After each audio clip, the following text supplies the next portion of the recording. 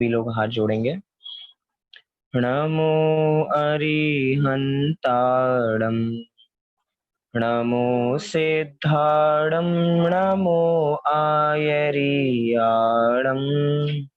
नमो उवज्झायाणं, नमो लोये सव्यसाहुणम्। मंगलम भगवान वीरो, मंगलम गौतमो गणी, मंगलम कुंद कुंदाद्यो, जैन धर्मोस्तु मंगलम। सर्वमंगल मांगल्यम, सर्वकल्याणकारकम, प्रधानं सर्वधर्माणां, जैनं जयतु शासनम्, जैनं जयतु शासनम्। लघु जैन सिद्धांत प्रवेशिका के उपरांत आज हमारी नई कक्षा प्रारंभ हो रही है, जिसके अंदर बहुत सुंदर विषय मुक्ति का मार्ग। मुक्ति का मार्ग अर्थात क्या होता है, इसके संबंध में हम विचारेंगे कि वास्तव में हम सब लोग मुक्ति पाना चाहते हैं तो उसका तरीका क्या होता है। हम मुक्ति पाना चाहते हैं तो जिस मार्ग पे हम चल रहे हैं, क्या वो सच्चा मुक्ति का मार्ग है या वो वास्तव में मार्ग ही नहीं है। और भी अन्य चीजें विचार करेंगे कि मुक्ति का मार्ग किसको होता है, कब होता है, कैसे होता है, क्या मुक्ति और मुक्ति का मार्ग अलग अलग चीजें होती हैं, मुक्ति की प्राप्ति कब हो सकती है, क्या हमें भी मुक्ति की प्राप्ति हो सकती है, क्या हम भी कभी मुक्त हो सकते हैं। इतने सारे प्रश्नों को लेके हमारी ये कक्षाएं चलेंगी। मैंने एक बहुत बढ़िया पंक्ति हम बालबोध में पढ़ते हैं। बालबोध एक का सबसे आखिरी का पाठ है, शुद्धातम है मेरा नाम। इसमें बहुत बढ़िया लाइनें बोलते हैं हम भजन में कि शुद्धातम है मेरा नाम, मात्र जानना मेरा काम, मुक्तिपुरी है मेरा धाम, मिलता जहां पूर्ण विश्राम, जहां भूख का नाम नहीं है, खांसी और जुकाम नहीं है। अर्थात यहाँ पे पूरे मोक्ष धाम का स्वरूप बताया है कि वास्तव में मुक्ति कैसी होती है। मुक्ति ही हमारा एक वास्तविक धाम है। मुक्ति ही एक ऐसी जगह है जहाँ पे किसी प्रकार की आकुलता नहीं होती है। ये मुक्ति को परिभाषित किया जा रहा है। मुक्ति ऐसी जगह है जहाँ पे किसी प्रकार की खांसी जुकाम नहीं होती है। मुक्ति एक ऐसी जगह है जहाँ पे किसी प्रकार की आधि व्याधि, किसी भी प्रकार की कोई उपाधि भी नहीं होती है। आधि व्याधि अर्थात, आधि से मतलब अपनी मानसिक बीमारियां, व्याधि अर्थात अपनी शारीरिक बीमारियां, अर्थात मानसिक शारीरिक सभी बीमारियों से रहित, उसका नाम होता है मुक्ति। मुक्ति कोई एक पर्टिकुलर जगह नहीं है कि ये चीज मुक्ति है। जैसे ही हम देखते हैं ये 8वीं वसुधा हो गई अपनी सिद्ध शिला हो गई, लेकिन सिद्ध शिला में सुख हो ऐसा नहीं है। सिद्ध शिला में तो बहुत सारे निगोदिया जीव भी रहते हैं, लेकिन वे सुखी नहीं है। सुख कहाँ है, क्या सुख सिद्ध शिला में है या सुख अपने में है, इसकी खोज भी हमें इन कक्षाओं में करनी है। एक तरीके से बहुत सारी चर्चा हमें इस कक्षा में करनी है। उन्हीं में से आज का जो हमारा विषय रहेगा मुक्ति के मार्ग के संदर्भ में, कि मुक्ति का मार्ग सरल है या कठिन है। क्या मुक्ति का मार्ग सरल है या कठिन है। मतलब ये तो ऐसा प्रश्न है कि जो जैसा पुरुषार्थ करे उसके लिए वैसी चीज हो जाती है। जो अधिक पुरुषार्थ करे उसके लिए सरल, जो कम पुरुषार्थ करे उसके लिए कठिन हो जाती है। लेकिन हम यहाँ पे कह रहे हैं कि सभी जीवों के लिए ये बहुत सामान्य चीज है, बहुत सरल चीज है मुक्ति में लगना, उस मुक्ति के मार्ग में लगना। देखिए, मुक्ति वो जगह है, मुक्ति वो चीज है, मुक्ति एक ऐसी दशा है जहां पे हर चीज से हम मुक्त हो चुके हैं। अर्थात द्रव्य कर्मों से मुक्त हो चुके हैं, भाव कर्मों से मुक्त हो चुके हैं, अपने 9 कर्मों से भी हम मुक्त हो चुके हैं। अर्थात किसी प्रकार का वहां पे दुख नहीं है। अब जो जन उस मार्ग पे चलते हैं, उस स्थिति, उस दशा को प्राप्त करने के लिए जो उस मार्ग पे चलते हैं, उसी को मुक्ति का मार्ग कहा जाता है, उसी को मोक्ष पथ कहा जाता है, उसी को रत्नत्रय की एकता से जो हम मोक्ष की ओर बढ़ते हैं, उसी को ये चीजें अलग अलग नाम दिए जाते हैं। तो हम देख रहे हैं मुक्ति का मार्ग सरल या कठिन। उससे पहले थोड़ा सा हम ये जान लेते हैं कि क्या होती है मुक्ति और क्या होता है मुक्ति का मार्ग। क्या लिखा है यहाँ पे, यह तो सर्वमान्य एवं सर्व अनुभूत तथ्य है कि संसार में सभी जीव दुखी हैं और सभी जीव सुख चाहते हैं। अर्थात कोई ना कोई जीव किसी ना किसी चीज से मुक्त होना जरूर चाहता है। अर्थात फ्रीडम, एक तरीके से मुक्त को मैं थोड़ा अच्छी भाषा में कहूं, अपनी इंग्लिश आजकल की भाषा में फ्रीडम, कि हम हर चीज से फ्रीडम चाहते हैं, स्वाधीन बनना चाहते हैं, अर्थात आत्मनिर्भर बनना चाहते हैं, हर चीज से मुक्त बनना चाहते हैं। प्रधानमंत्री जी का नारा कि इस बार सबको आत्मनिर्भर बनना है, मुक्त होना है, किसी पे डिपेंडेंट नहीं रहना है, ऐसी बात मोदी जी भी कर रहे हैं। अपना जैन दर्शन भी बात यही कहता है कि हमें आत्मनिर्भर बनना है, हमें हर चीज से मुक्त होना है। लेकिन सबका मुक्त होने का तरीका सबका अलग अलग है। मतलब मुक्त होने का तरीका चाहे एक हो, लेकिन मुक्त किन किन चीजों से होना है सबकी बात अलग है। कोई अपनी गृहस्थी से मुक्त होना चाहता है, कोई अपने व्यापार से परेशान होकर व्यापार से मुक्त होना चाहता है। मतलब सबके अलग अलग कारण हो सकते हैं, लेकिन सभी मुक्त होना जरूर चाहते हैं।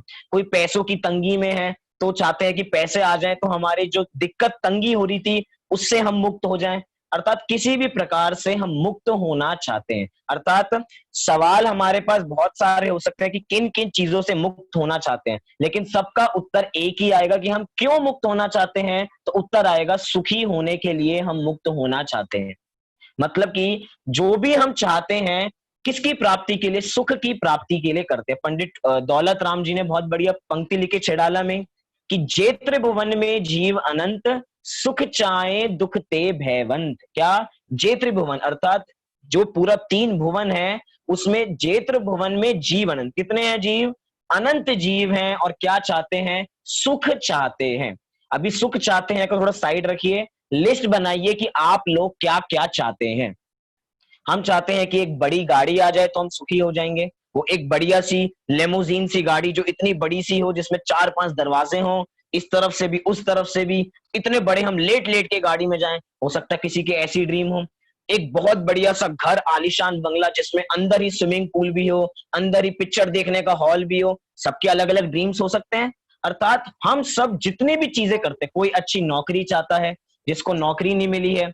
अभी बहुत सारे लोगों की नौकरी चली गई तो सब नौकरी चाह रहे हैं जिनकी गई है। अर्थात सीधी सादी रूप से सभी सुखी होना चाहते हैं। सीधे साधे रूप से सुख में अलग अलग चीजें तो बांट दी, लेकिन आंसर क्या आएगा? ये सब चीजें क्यों की जा रही हैं? वो सुखी होने के लिए की जा रही हैं। लेकिन वो सुख का उपाय उनका कैसा है उसके ऊपर नतीजा रहता है। हम कार्य कारण व्यवस्था को जान के आ चुके हैं अपनी लघु जैन सिद्धांत प्रवेशिका में कि कारण क्या होता है और कार्य क्या होता है। कारण जैसा होता है वैसा ही कार्य होता है, इतना हम देख के आए। जैसा कारण होगा वैसा ही कार्य होगा। हम कार्य क्या चाहते हैं? हम कार्य चाहते हैं कि हम सुखी होना चाहते हैं। तो सुखी रूपी कार्य के पीछे कारण कैसा होना चाहिए ये भी मैटर रखता है। अगर कारण अच्छा नहीं होगा तो कार्य भी अच्छा होने वाला नहीं है। इसीलिए कारण क्या है और कार्य क्या है इसके संबंध में भी थोड़ा विचार करना पड़ेगा। फिर लिखा है यहाँ पे, संसार में प्राणी सभी दुखी हैं और सब दुख से मुक्ति चाहते हैं, तदर्थ यत्न भी करते हैं। अर्थात दुख से बचने का उपाय भी करते हैं, लेकिन कैसा उपाय करते हैं? खोटा उपाय करते हैं, इसीलिए दुख से मुक्ति नहीं पा पाते हैं। एक गाड़ी दलदल में फंस गई, अर्थात ऐसी रेत में फंस गई हो जो बार बार गाड़ी नीचे जाई जा रही है। अब वो व्यक्ति अपनी गाड़ी को निकालने के लिए क्या कर रहा है? बार बार मिट्टी को वहां से अलग कर रहा है, बार बार मिट्टी को वहां से अलग कर रहे हैं। क्या होगा उससे? मिट्टी को अलग तो कर रहा है लेकिन वो गाड़ी और नीचे जा रही है। अर्थात गाड़ी को निकालने का उपाय उसको अलग सोचना पड़ेगा। एक व्यक्ति 3 घंटे से एक गेट को खोलने के लिए लग रहा था कि मेरे से एक गेट को खोलना है, और गेट को कैसा खोले, वो पसीने पसीने हो गया, इतनी गर्मी वैसी पड़ रही है, पसीने पसीने हो गए, लेकिन वो एक गेट को नहीं खोल पाया। क्यों नहीं खोल पाया आपको पता है? आप जैसे में से कोई एक सज्जन व्यक्ति सामने से गया, उसने कहा भैया क्या हो गया, पसीने पसीने क्यों हो रहे हो? तुम सुबह भी नहा के आए थे, दूसरी बार पसीनों में नहा लिए, क्या कर रहे हो? कह रहे मेरे से गेट नहीं खुल रहा। क्या नहीं खुल रहा? गेट नहीं खुल रहा। तो पूछा क्यों नहीं खुल रहा? उसने कहा मैं 3 घंटे से प्रयास कर रहा हूं। कितने घंटों से? 3 घंटे से प्रयास कर रहा हूं लेकिन मैं गेट नहीं खोल पा रहा हूं। तो उस सज्जन व्यक्ति ने क्या कहा? भैया यहाँ पे पुल लिखा है और आप पुश कर रहे हो। क्या बोला उसने? आप यहाँ पे पुल लिखा है और आप पुश कर रहे हो तो वो कैसे खुल सकता है? अर्थात हम प्रयत्न तो कर रहे हैं उस चीज का, हम दुख से बचने का उपाय तो कर रहे हैं, सब जीव कर रहे हैं, लेकिन वो पुरुषार्थ ही उसका खोटा है। एक बहुत बड़ी मशीन खराब हो जाती है, तो अगर हम मशीन को खोल के सही करने लग जाए तो क्या हमसे ठीक होगी? हम 4 घंटे दिन भर बैठे रहे तो हमारी फैक्ट्री बंद रहेगी, लेकिन वो मशीन सही नहीं हो सकती। और अभी तुरंत हम मैकेनिक को बुला लें तो मैकेनिक एक पेज देखेगा और उस एक पेज को टाइट कर देगा, मशीन चलने लगेगी। अब बताओ कैसे हुआ? क्योंकि वो दुख से बचने का उपाय था, वो जानता था कि हमें क्या करना है। हम सबके पास जो अपना सुख रूपी ताला है ना, जो अपना सुख एक ताले में बंद है, उस सबकी चाबी हमारे पास है, लेकिन हम ये नहीं जानते कि उस चाबी को कैसे लगाना है। अब हम चाबी को कभी जोर की घुमाएं, कभी ऐसे घुमाएं। इतने में से सज्जन व्यक्ति आता है, कहता भाई सिंपल सी बात है, चाबी को ऐसे लगाओ, थोड़ा सा पुश करो और ऐसे घुमा दो तो चाबी ताला आपका खुल जाता है। तो ऐसे ही सुख के संबंध में है। सुख क्या है? हमें सुख के पीछे का जो कारण है उसके पीछे जाएंगे, अर्थात मुक्ति की प्राप्ति करनी है तो मुक्ति के मार्ग पे चलेंगे तो मुक्ति की प्राप्ति भी हमें अवश्य होगी ही होगी। तो यहाँ पे लिखा, हम मुक्ति का अर्थात सभी सुखी होने का तदर्थ प्रयत्न भी करते हैं, पर उस मुक्ति का सही मार्ग पता ना होने से उसका किया गया सारा ही प्रयत्न व्यर्थ जाता है। सारा प्रयत्न व्यर्थ जाएगा। क्यों जाएगा प्रयत्न व्यर्थ? क्योंकि उसका पुरुषार्थ ही खोटा है। हम क्या चाहते हैं? हम मुक्ति तो चाहते हैं, लेकिन किससे चाहते हैं? क्रिया कांड से मुक्ति चाहते हैं, कि हम शरीर की क्रियाओं से हम मुक्ति चाहते हैं। हमने उसको धर्म समझ रखा है तो हम कभी मुक्त हो नहीं पाएंगे। और हम कहते हैं कि हम इतने सालों से पढ़ते आ रहे हैं, उसके बावजूद भी हमारा कल्याण नहीं हो रहा। भैया आपका तरीका गलत है। अगर उस तरीके पे काम किया जाए तो आपको मुक्ति भी अवश्य मिलेगी, लेकिन तरीका खोटा होगा, उस जरिए तक, उस वहां तक पहुंचने का मार्ग खोटा होगा, तो हम उस रास्ते तक, उस मार्ग, उस एम जो अपना मोटो है, उस तक हम कभी भी पहुंच नहीं पाएंगे। इसीलिए पर उस मुक्ति का सही मार्ग पता ना होने से उसका किया गया सारा प्रयत्न व्यर्थ ही चला जाता है। अतः मूलभूत प्रश्न तो यह है कि वास्तविक मुक्ति का मार्ग क्या है। मतलब हमने मुक्ति को अलग अलग चीजों में डेवलप कर रखा है कि मुक्ति हमने किसी रूप, कुछ धर्मों ने मुक्ति को वैकुंठ के रूप में मान रखा है, कुछ लोगों ने स्वर्ग जाने को ही मुक्ति मान रखा है, कुछ लोगों ने बलि चढ़ाने को मुक्ति मान रखा है। अर्थात सबने अलग अलग मुक्ति मान रखी है, लेकिन किसी को मुक्ति मिलती नहीं है। मुक्ति चाहिए, सर्व प्रकार के दुखों से मुक्ति चाहिए, तो उसका पुरुषार्थ भी सम्यक होना चाहिए। लिखा है कि मुक्ति का वास्तविक मार्ग वास्तव में है क्या? तो बता रहे हैं कि मुक्ति का आश्रय तो दुखों से पूर्णतः मुक्ति पाना है। अर्थात अगर हमें मुक्ति चाहिए तो दुखों से सर्व प्रकार से हमें क्या? छुटकारा चाहिए। अभी जितने लोग बैठे हैं सबसे पूछा जाए क्या आप सब सुखी हैं? सबका उत्तर आएगा हाँ हम तो सुखी हैं, हमें तो कोई दिक्कत नहीं है, हमारे पास पूरा अपना घर है, अपने पास सारे पैसे हैं, सब कुछ बात मानते हैं, पूरा खाने पीने के लिए कोई तंगी नहीं है। क्या आपको लॉकडाउन में भी कोई तंगी नहीं है? नहीं नहीं, हमें तो लॉकडाउन में भी कोई तंगी नहीं है, बहुत बढ़िया चल रहा है अपना। तो हम तो 2 टाइम स्वाध्याय करते हैं, आनंद से रहते हैं, मतलब हम दुखी नहीं है। अब एक बार पहचानिए, क्या ये जो आपका वाक्य है ना कि हम दुखी नहीं है, क्या ये वाक्य आपका परमानेंट है? सोचिए, क्या ये वाक्य आपका परमानेंट है कि हम दुखी नहीं हैं? जिस समय क्लास पढ़ रहे हैं, जिस समय हम स्वाध्याय कर रहे हैं, उस समय हमें लग रहा है कि हम दुखी नहीं है, लेकिन यही क्लास 2 घंटे चले तो गले में जब प्यास लगेगी तो आकुलता होगी, बार बार पानी की याद आएगी, बार बार क्लास में से उठ के जाएंगे। मंदिर में क्या होता था कि मंदिर में एक साथ बैठते थे तो उठने की कोई संभावना नहीं थी। अब तो 1 घंटा एक जगह से बैठना ही पड़ेगा, अब हिलने की संभावना नहीं है, नहीं तो लोग क्या सोचेंगे। लेकिन अब इतना अच्छा हो गया, सब अपने अपने घर पे हैं, जिसको जब उठ के जाना है वो उठ के इधर उधर घूम के फिरते, सब कुछ काम करता रहता है, कैमरा बंद कर लेते हैं, मतलब जितनी भी चीजें हैं सब अपने अपने काम अपने रूप से कर लेते हैं। इससे पता लगता है कि हम सुखी नहीं हैं। जो अपना सुख का वाक्य है ना कि हम तो सुखी हैं, वे परमानेंट नहीं है। अगर परमानेंट होता तो हम बार बार एक विषय को बदलते नहीं। आपको पता है हम टीवी क्यों देखते हैं? हम टीवी देखते हैं सुखी होने के लिए। अच्छा, फिर टीवी बंद क्यों करते हैं? तो टीवी बंद करते हैं वो भी सुखी होने के लिए।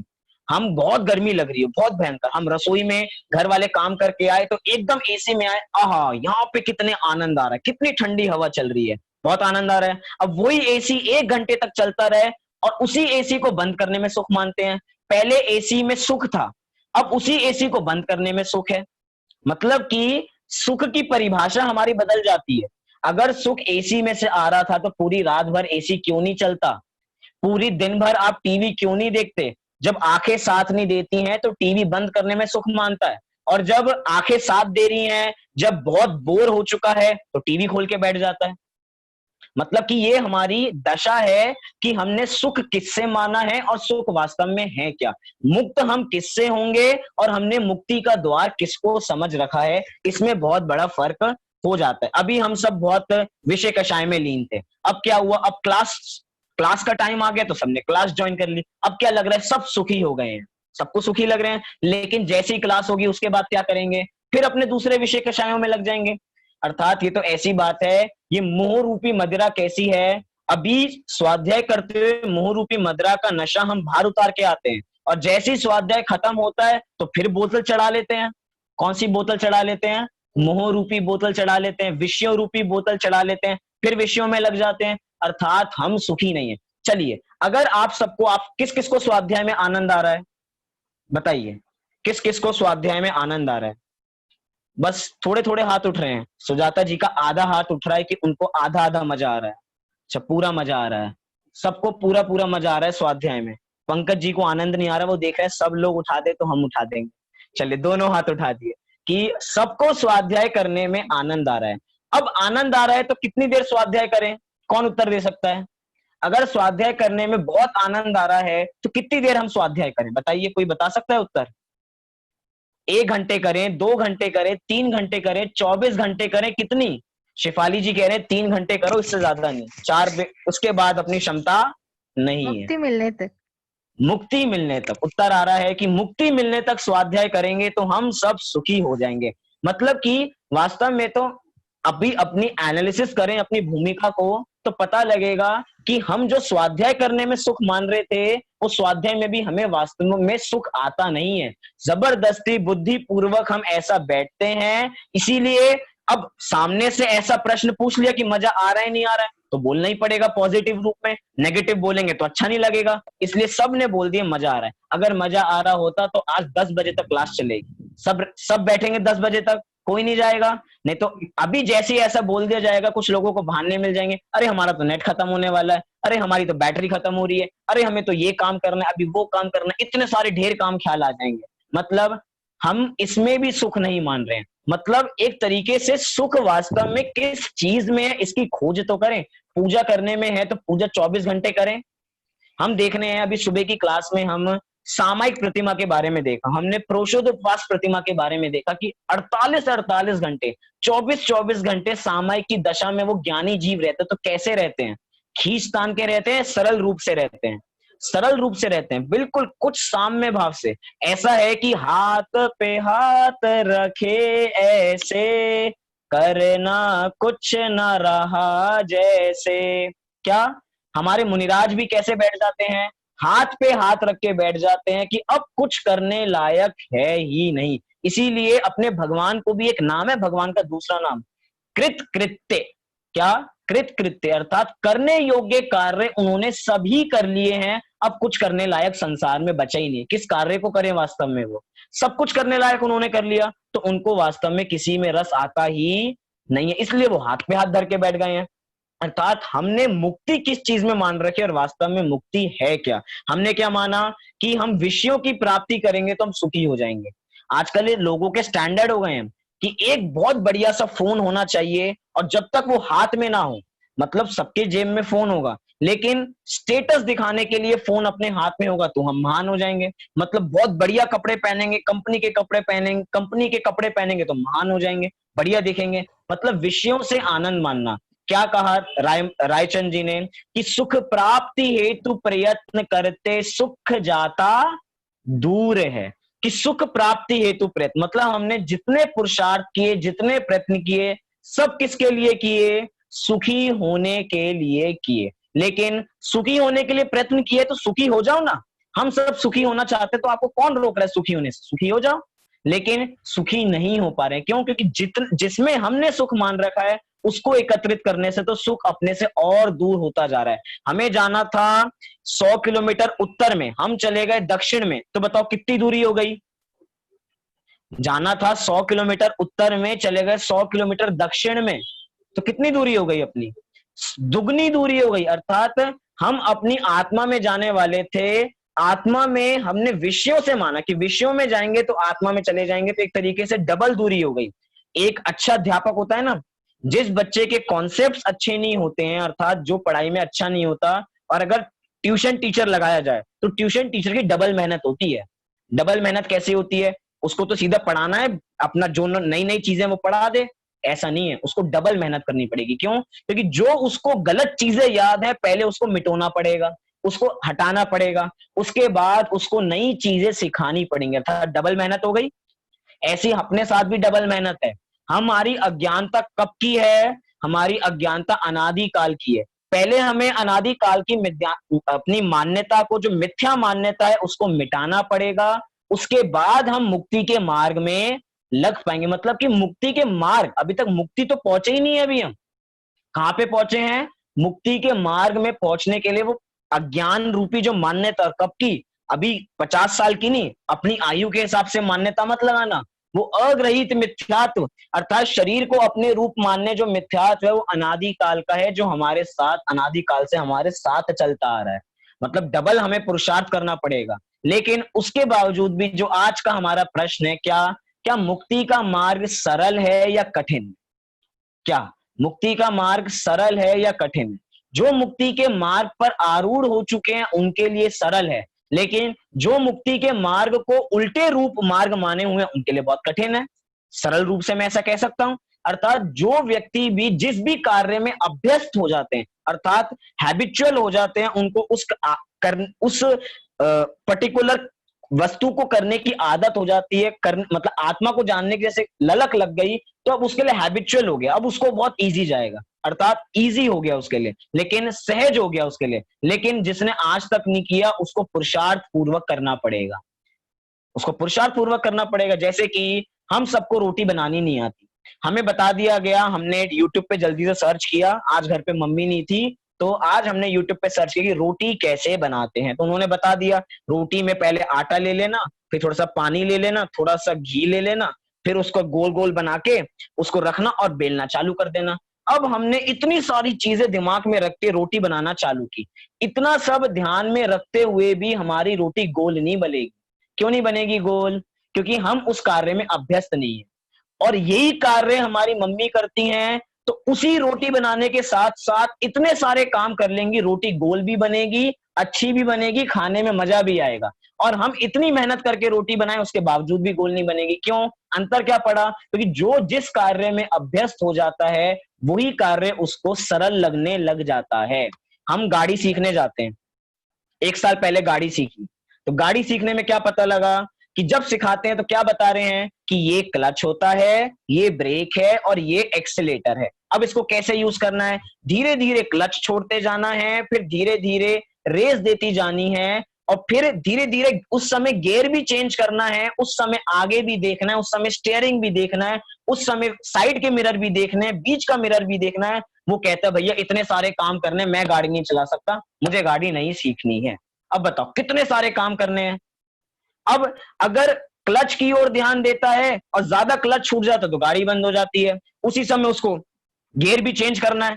अब गियर की ओर देखेगा तो आगे कैसे देखेगा, साइड में देखेगा तो आगे टक्कर हो जाएगी, मतलब कितना सारी चीज हो जाती है। लेकिन एक बार हमें गाड़ी चलानी आ जाती है तो क्या हमें देखना पड़ता है क्या अब फर्स्ट गियर डल चुका है, अब सेकंड गियर डल चुका है? सिखाते वक्त बताते हैं कि 20 की स्पीड पे पहला गियर, जब आगे बढ़े तो दूसरा गियर डाल देना, लेकिन अब तो स्पीडोमीटर को भी नहीं देखते, बिना उसके ही हमारी गाड़ी आगे चलती चली जाती है। क्यों? क्योंकि उस कार्य में हम अभ्यस्त हो गए। हमें अगर उस कार्य का एक्सपीरियंस नहीं होगा तो हमें वही कार्य मुश्किल लगने लगेगा। अब यहाँ पे ज्ञानी जीवों की दशा क्या हो गई है, ये तो हमारे सारे हुए उदाहरण। ज्ञानी जीव की दशा कैसी हो गई है? उसने एक बार पुरुषार्थ करके अपनी आत्मा को जान लिया, तो अब उसको वही कार्य सरल लगने लगा और उसकी पुरुषार्थ धीरे धीरे बढ़ता गया। तभी उसका जो पुरुषार्थ होता है वह सरल पुरुषार्थ होता है, अर्थात सहज पुरुषार्थ होता है। उसके लिए कुछ विशेष करना नहीं पड़ता। अब गाड़ी पे बैठते हैं तो ये ध्यान नहीं देना पड़ता कि क्लच क्या है, ब्रेक क्या है, खुद ऑटोमेटिक पैर चले जाते हैं, क्लच पे, ब्रेक पे, एक्सीलेटर पे, कब ब्रेक दबाना है वो चला जाता है। उस समय गाने सुनते रहते हैं, गाड़ी चलाते रहते हैं, कब किधर मुड़ना है सबका ध्यान रखते हैं, मतलब उस कार्य में अभ्यस्त हो गए हैं। ऐसे ही जब कोई जीव मुक्ति के मार्ग में होता है तो मुक्ति के मार्ग में वो इतना अभ्यस्त हो जाता है कि वो मुक्ति को सरल रूप से प्राप्त कर लेता है। तभी तो कहा कि अगर हमें मुक्ति प्राप्त करनी है और कोई जीव मुक्ति के मार्ग पे है तो कम से कम समय अंतर मुहूर्त, कितना कहा, कोई जीव अपनी आत्मा को जाने और अंतर मुहूर्त में मुक्ति को प्राप्त कर सकता है। अंतर मुहूर्त में, अंतर मुहूर्त का हमने खुलासा देखा था कि अंतर मुहूर्त कितना होता है। उत्कृष्ट अंतर मुहूर्त 48 मिनट में से 2 समय कम, इतने समय में ही कोई जीव पुरुषार्थ करके मोक्ष जा सकते हैं। कैसे जा सकते हैं, मुक्ति कैसे प्राप्त कर सकते हैं? अर्थात अपनी आत्मा की ललक ऐसी लगी है कि उनको हुआ था ना अपने भरत जी को कि बाहुबली जी 1 साल तक उपवास करते रहे, 6 मतलब कि जितना भी उन्होंने उपवास किया, और यहीं पे उनके भाई भरत जी ने अंतर मुहूर्त तक अपनी आत्मा का ध्यान किया और केवल ज्ञान लेके उठे। कैसे उठे केवल ज्ञान लेके? वो अंतरंग का पुरुषार्थ था। वो मुक्ति के मार्ग पे ऐसे आरूढ़ हुए कि आरूढ़ होते ही चले गए, बढ़ते ही चले गए, पास करते चले गए एक एक स्टेज और मुक्त हो गए। तो ये है मुक्ति का मार्ग। और मुक्ति के मार्ग पे जब चलते हैं तो हमें मुक्ति की प्राप्ति होती ही है। क्या कह रहे हैं, मुक्ति का मार्ग क्या है? इस प्रश्न के पूर्व वास्तविक मुक्ति क्या है, सबसे पहले यह जानना जरूरी है कि मुक्ति वास्तव में होती क्या है। इस समस्या का समाधान यहाँ पे अपेक्षित है, इसलिए पहले ये बता रहे हैं। मुक्ति का आश्रय दुखों से पूर्णतः मुक्ति से है। दुख आकुलता रूप है, अतः मुक्ति पूर्ण निराकुल होनी चाहिए। अर्थात मुक्ति कैसी होनी चाहिए? जहां पे पूर्ण निराकुलता हो।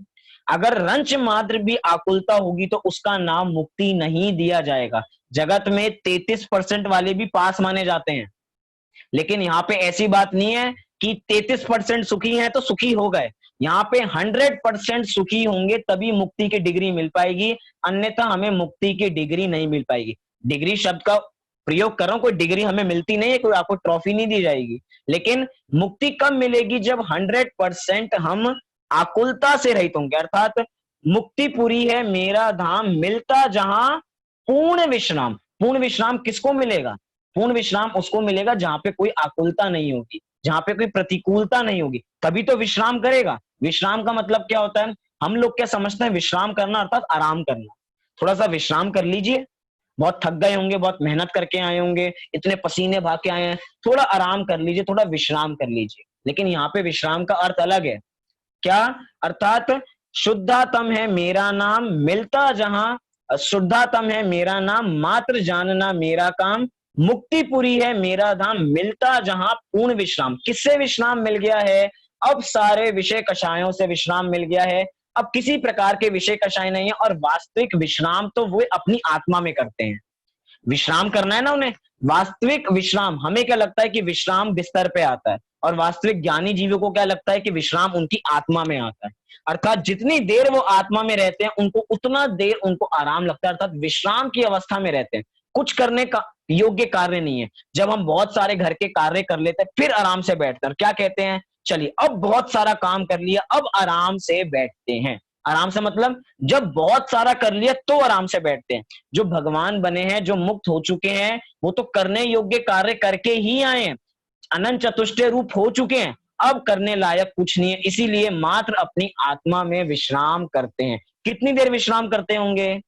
हम स्वाध्याय तो 1 घंटे करते हैं, लेकिन वो विश्राम आत्मा में कितनी देर कर पाते होंगे? 24/7। अर्थात उनको विश्राम करने में हम तो क्या करते हैं?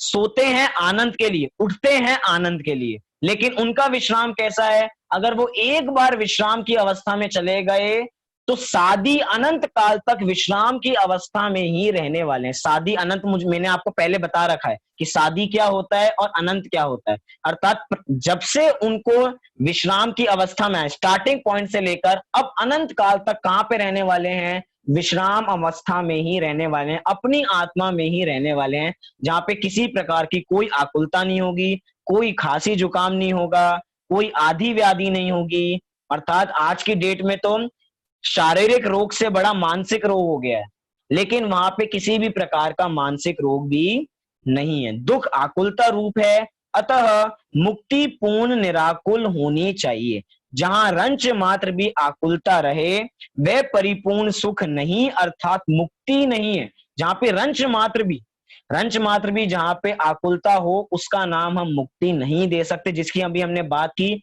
33% में पास जगत में होते होंगे, लेकिन यहाँ पे तो 100% हमें सुख चाहिए, अर्थात 100% आकुलता से रहित चाहिए। किसी भी प्रकार की आकुलता नहीं होनी चाहिए हमें। कक्षा में बैठे बैठे आकुलता, हम एक आसन से दूसरे आसन में होते हैं तो क्यों होते हैं? क्योंकि एक आसन में हमें मजा नहीं आ रहा था। अभी तक हम ऐसे आराम से बैठे हुए थे, अब इस आसन में मजा नहीं आ रहा तो हमने हाथ ऐसे रख लिए। अब उसमें वो आनंद आपने क्यों छोड़ा? वो जो हमने आसन रखा था वो भी हमने सुख के लिए रखा था, लेकिन अब उसमें से सुख आना बंद हो गया, तो हमने सुख का तरीका बदल लिया। हमें क्या लगा कि हम ऐसे बैठेंगे तो हमें सुख मिल जाएगा। फिर थोड़ी देर बाद क्या हुआ? ऐसे भी सुख नहीं मिल रहा, अरे क्या करें? फिर हम चले गए ऐसे, हम ऐसे बैठ गए तो हमें लगा ऐसे सुख मिल जाएगा। लेकिन ये सब जो तरीके हैं वो सब क्या है? टेम्पररी हैं। आजकल सब चाहते हैं ना इंस्टेंट सुख। आजकल पूरा इंस्टेंट का जमाना है कि जो मुंह से कहा वो काम तुरंत हो जाना चाहिए। अगर हमने दवाई खाई है तो तुरंत असर हो जानी चाहिए। तभी तो लोग आयुर्वेदिक की ओर ना जाके एलोपैथिक की ओर जाते हैं कि तुरंत खाओ, तुरंत राहत पाओ। कि जो इनो है वो 6 सेकंड में असर चालू कर देता है। कितने सेकंड में? 6 सेकंड में इनो की पाउच मिलाओ और 6 सेकंड में आपका पेट दर्द। एक डाइजीन बोलो इतनी जल्दी ठीक। ये क्या है? ये सब टेम्पररी इलाज है।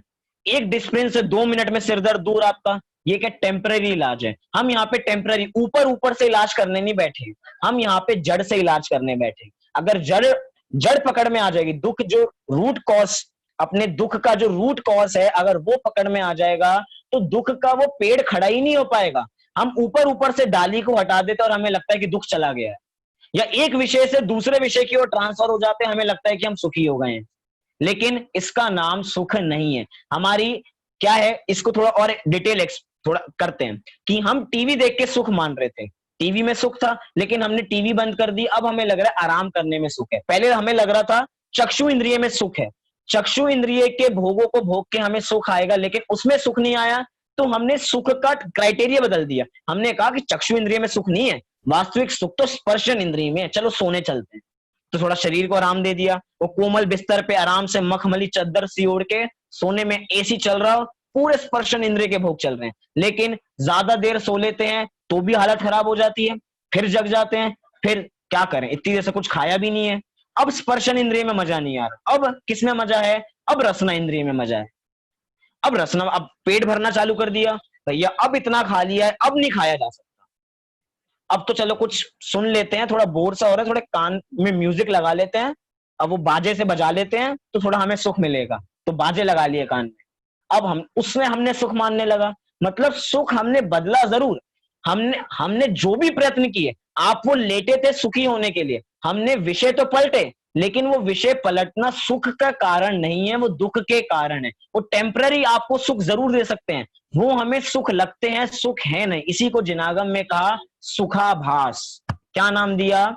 सुखाभास। सुखाभास क्या होता है? सुख लगता तो है कि हाँ सुख है, हमें लगेगा कि इसमें से सुख आता है, लेकिन वो सुख नहीं है। वो वास्तव में सुख जैसा लगता है, वास्तव में तो वो दुख ही है। अगर सुख होता तो उस चीज को हम छोड़ते नहीं। फिर यहाँ पे कह रहे हैं कि मुक्ति का मार्ग क्या है, इसका निरूपण आगे आचार्य अमृतचंद्र आचार्य करेंगे। तो इतने सब विषयों से हमें पता लग पाता है कि मुक्ति का मार्ग, एक बार जो व्यक्ति उसमें अभ्यस्त हो जाता है वो बहुत सरल है। और वो अभ्यस्त एक बार का पुरुषार्थ है। आपको पता है, सम्यक दृष्टि जीव एक बार अगर निर्णय करके बैठ जाए, या जो मिथ्या दृष्टि जीव वास्तव में निर्णय करके बैठेंगे कि हमें सम्यक की प्राप्ति करनी है, एक बार वो सम्यक से पूर्व की पात्रता में वो निर्णय करके बैठ जाए कि हम सम्यक दर्शन लेके उठेंगे पूरे निर्णय के साथ, तो सम्यक दर्शन लेके ही उठता है। वो एक बार का पुरुषार्थ है। मतलब कि जीवन में अभी मेहनत करेंगे, बाद तक उसके सुख भोगेंगे।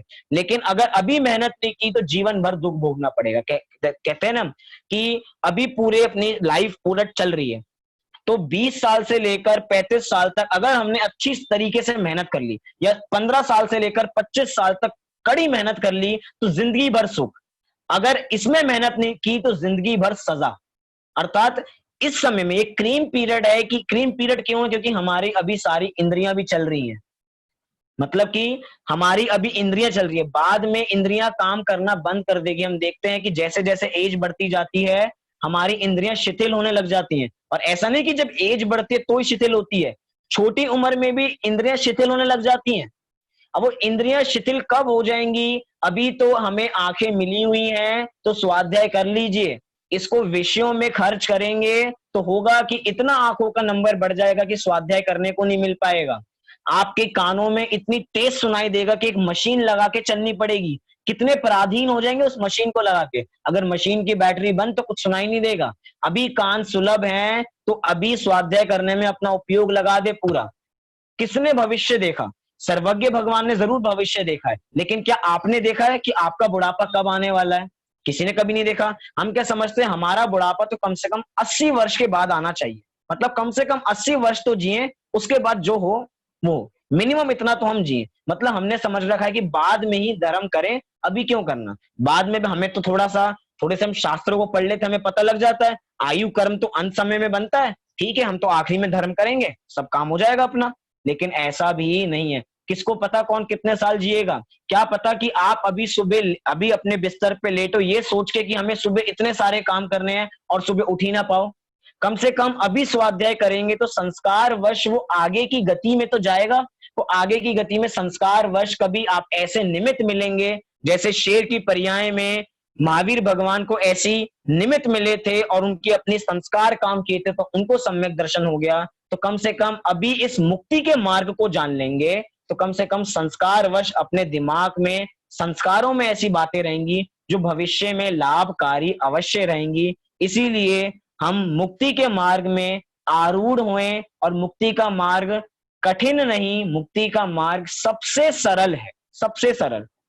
आदरणीय दादा बहुत बढ़िया बात कहते हैं, उसको बोल के बात पूरी करते हैं कि चाय बनाने से भी सबसे ज्यादा सरल कार्य क्या है? अपनी आत्मा को जानना। चाय बनाने से सरल क्यों? जो चाय पीने के आदी होते हैं, जिनकी चाय के बिना दिन की शुरुआत नहीं होती, जिनकी चाय पीने के बाद वो फ्रेश नहीं हो पाते चाय बिना पिए, जिनका उसके बिना दिन चालू नहीं होता, उनसे पूछो उनकी चाय कितनी जरूरी है। और जब कभी बाहर घूमने चले जाएं, एक ट्रिप पे चले जाएं, ऐसे हाईवे पे फंस जाएं जहां पे चाय की व्यवस्था ना हो, वहां पे पागल होने लग जाते हैं, कहते हैं सिर में दर्द चालू हो गया। क्यों? क्योंकि चाय पीनी है। चाय को बनाने में कितनी चीजें, अगर हमें पता है कि वहां पे चाय नहीं मिलेंगी तो अपने साथ इंडक्शन का चूल्हा साथ में लेके जाएंगे, उस बर्तन लेके जाएंगे, सब चीजें साथ में लेके जाएंगे। क्यों? क्या पता वहां पे चाय ना मिले, और चाय के बिना तो रहा नहीं जाता। मतलब चाय में कितना आरंभ है। कहाँ जाएंगे तो वहां पे मिलेगी नहीं मिलेगी इसकी गारंटी नहीं, लेकिन आप जहां उपस्थित हो वहीं पे आपकी आत्मा उपस्थित है। आपको आत्मा को कहीं ढूंढने की आवश्यकता नहीं है। जहां पे आप हो वहीं पे आपकी आत्मा है। एक बार अपनी आत्मा को जानने की बात है। कहीं पे भी किसी भी अवस्था में हो, आत्मा अपने साथ है और उसका ध्यान किसको करना है? हमें ही करना है, किसी और को नहीं करना। तो ध्यान करने वाला इधर है, ध्यान करने वाली वस्तु इधर है, ध्यान करने वाला उपयोग भी इधर है। तो किस बात की देर है फिर? किसी बात की देर नहीं। तो मतलब हम सब ध्यान करके अपनी आत्मा को ध्यावें, मुक्ति के मार्ग पे शील गतिशील आरूढ़ होवें। इसी मंगल भावना से अभी की बात को पूरी करते हैं। आगे की कक्षाओं में और मुक्ति के मार्ग की बात की जाएगी कि मुक्ति के मार्ग किसको होता है, कब होता है, कैसा होता है, इसके बारे में भी विचार करेंगे। अभी आपको कोई इतने विषय से संबंधित कुछ प्रश्न हो तो आप पूछ लीजिए।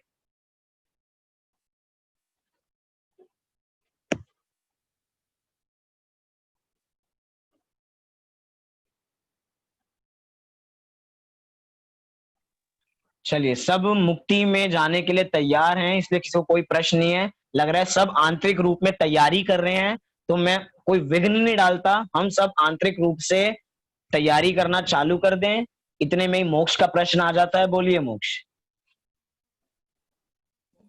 कविता कविता बोलिए।